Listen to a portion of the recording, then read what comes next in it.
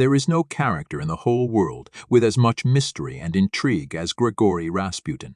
If sex, religion, and politics are considered forbidden or taboo subjects that make a story exciting and captivating, then Rasputin's story is the epitome of excitement and allure. Add to that his extraordinary abilities, which made him a strange legend during his life and an even stranger legend after his death. There is no information about Rasputin's childhood and youth, except that he was likely born in 1869 and that he was born in a village called Pokrovsky in southern Siberia, Russia. He was one of 8 or 9 siblings, most of whom died in childhood. His father was a peasant who performed tasks for the Russian government. The local archives in Rasputin's village state that even in his youth, he did not receive an education and could neither read nor write. He was reportedly arrested multiple times for crimes such as theft, drunkenness, and debauchery, in addition to engaging in illicit relationships with women. In 1886, Rasputin traveled to Abalak in Russia and married a peasant woman named Praskovia Dubrovina. This woman remained in Abalak throughout his life and remained loyal to Rasputin, giving birth to 7 children. In 1897, Rasputin decided to go on a pilgrimage and religious contemplation trip. Some sources say he did so because he was involved in a horse theft crime, which was a major crime at the time, and the locals expelled him. Other accounts claim that he had a vision of the Virgin Mary, who commanded him to leave the country. There are also other narratives that suggest he met a religious student named Melity Zaborovsky, who changed Rasputin's thinking and made him more interested in religion. At that time, Rasputin was 28 years old and had been married for 10 years. Whatever the reason for his departure, this step was the most important and significant one in his life. His visit to the St. Nicholas Monastery in Verkhtory in 1897 greatly changed him. He stayed in the monastery for several months and likely learned to read and write there. He met Father Makary, who greatly influenced Rasputin and became his disciple. When he returned to Boklovskoye, he was a completely different person. His ethics changed, and he became a vegetarian, quit drinking alcohol, and became devoted to prayer, chanting, and traveling to visit monasteries and sacred places. He also had followers who performed celebratory prayers with him at his father's house. Many rumors circulated about him, such as their rituals involving sexual deviations and self-flagellation. However, there is no historical evidence to confirm or refute these rumors. Over time, Rasputin became famous in Siberia as a blessed man with special abilities. Here, an important point should be addressed. Science cannot prove the existence of special abilities, and at the same time, the scientific method cannot completely deny that someone possesses extraordinary powers. Scientifically speaking, when we talk about Rasputin, we are discussing something that cannot be denied or fully believed, but at that time, many people believed in him. Science can deny his special abilities, but no one can deny the extraordinary charisma that Rasputin possessed and his unusual ability to influence others. By 1903, Rasputin moved to St. Petersburg, which was the seat of the Romanov family's rule. Within 2 years, Rasputin managed to penetrate the society in the capital and became infamous as a spiritual guide and healer, especially among the upper class and the wealthy. At that time, the Russian Tsar was Nicholas II, who was married to Princess Alexandra, and they were deeply in love.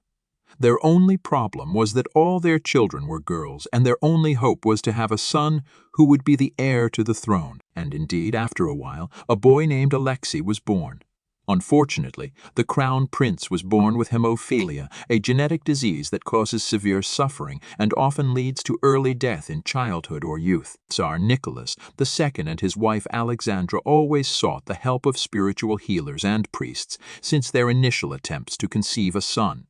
They also did this to find a way to treat their son or alleviate his illness. In 1905, Rasputin met Alexandra's private confessor, whom he presented at the royal court after his fame spread as a spiritual healer with extraordinary abilities. He was able to stop Alexei's bleeding, the heir to the Russian throne, and his health improved significantly. There are 3 different theories about Rasputin's method of treating Alexei. The first theory is that Rasputin used magnetic hypnosis to stop the bleeding by slowing down the pulse and thus reducing the force of blood flow in the body. The second theory is that Rasputin insisted on stopping the use of aspirin that the child was taking. and it is now known that aspirin causes blood clotting. The third theory, of course, is that Rasputin was a blessed man with supernatural abilities and could perform miracles, and this theory is the theory that the Tsar's wife decided to believe. Rasputin became the special advisor to the Tsar's wife after she became convinced that he was the only one capable of treating her son. Through his immense charisma and significant influence, especially on women, he became the closest person to the Tsar's wife and entrusted with her secrets and the secrets of the entire royal court. Was there a relationship between them? No one can prove or deny it, but the correspondence between them indicates that there was no physical relationship between the two, but there was an extraordinary love and respect. There is a story that he was sexually deviant, mostly due to the provocations of the Bolshevik revolutionaries at that time who wanted to defame the personal life of the Tsar and his household.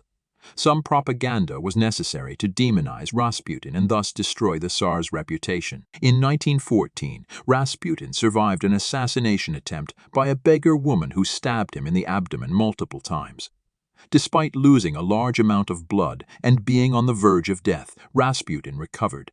After his recovery, and with the Tsar busy with battles against Germany at the beginning of World War I, Rasputin, through his proximity to Empress Alexandra, gained political power and influence within the royal palace. He appointed and dismissed ministers, controlled internal decisions of the Russian government, expelled his opponents, and began appointing his loyalists to the most critical positions. Rasputin's tyrannical influence over the Tsar's political decisions did not sit well with the rest of the ruling Romanov family, who called the city of St. Petersburg as the Devil's City due to Rasputin's control over it. Rasputin warned Tsar Nicholas II against entering the war and predicted that it would lead to the end of the Romanov dynasty and bring disasters and calamities upon the entire Russian people. However, internal pressures led the Tsar to enter the war. Rasputin also predicted that he would be personally killed by the Tsar's relatives and that the entire royal family would be killed by the Russian people within approximately 2 years. He conveyed this in a response he sent to the Tsar in December 1916, and 23 days after that response, 2 of the Tsar's relatives carried out the assassination of Rasputin, such as he invited by a group of conspirators, including Prince Felix Yusupov. The story of Rasputin's assassination was surrounded by many tales and myths. To Yusupov's palace in St. Petersburg on the night of December 29, 1916. The conspirators planned to poison Rasputin with cyanide-laced cakes and wine. Yusupov served the poisoned treats to Rasputin, but to their surprise he showed no immediate signs of illness. Rasputin's resilience led Yusupov to panic, and he decided to resort to more drastic measures. Yusupov excused himself and returned with a revolver, shooting Rasputin in the chest.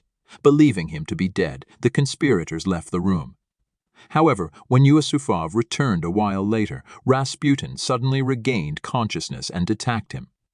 Rasputin managed to escape but was pursued by Yusupov and his accomplices. They shot Rasputin 3 more times, including a fatal shot to the forehead. They then wrapped his body in a carpet and dumped it into the icy Neva River. Rasputin's body was discovered a few days later. Another legend suggests that he was only hit with fire or thrown into the river, or hit with fire once and then thrown into the river. Surely these legends are not exciting enough for a man as extraordinary as Rasputin and his eventful life. In October 1917, after 9 months since his death, the Bolshevik Revolution took place in Russia, which ended the rule of the Romanov dynasty and established the Soviet Union. Less than 2 years after his death, specifically in July 1918, his prophecy came true, and the Bolshevik authorities, who governed Russia after the revolution, executed Tsar Nicholas II, his entire family, and a number of his friends and loyalists. If you like this episode, please click like and subscribe to the channel and activate the notification bell for more new episodes.